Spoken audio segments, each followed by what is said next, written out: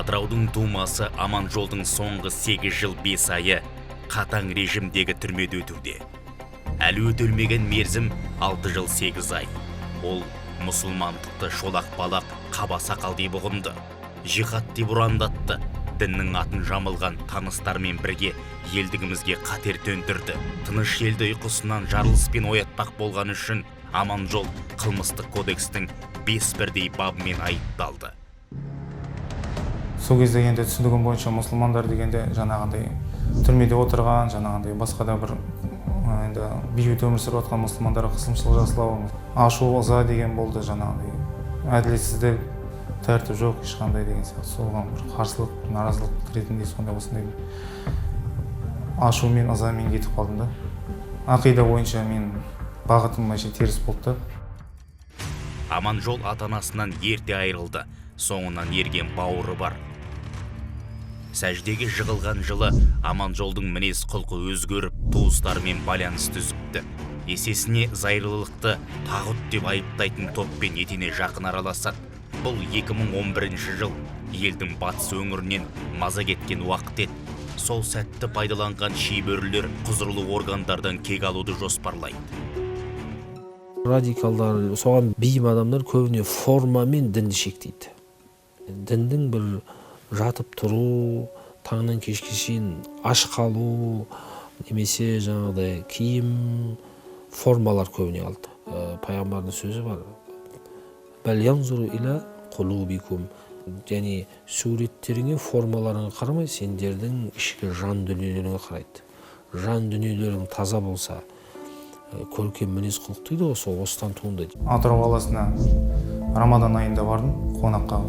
Сентябрьдің осы орталарында сол басталды, осы істің бәрі. Өз өзіндеріне қол жұмсап жарылу, ГУД-ға шабуыл жасау, және құлсары бойынша жаңағы болған оқиғалар. Сол ауызашарда танысқан жігіттер, сол кездегі болған балдардың бәрі сол жерде құрбан болды. Батыста бірнеше факторлар бар. Бірінші фактор тікелей былай айтатын едім. Батыс Қазақстанға тікелей Халилдің әсері. Екіншіден, біздің батыстық менталитет бар. Қызу қандылық бар.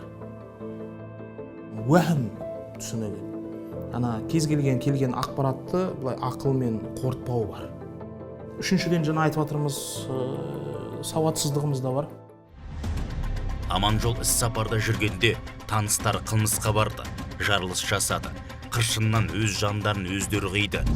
Көп ұзамай Аманжол мен серігінің білегіне кісен салынды. Қазір 33 жастағы азамат Аманбаевтар әулетінің сүйегіне түскен таңбамын деп күйініп отыр.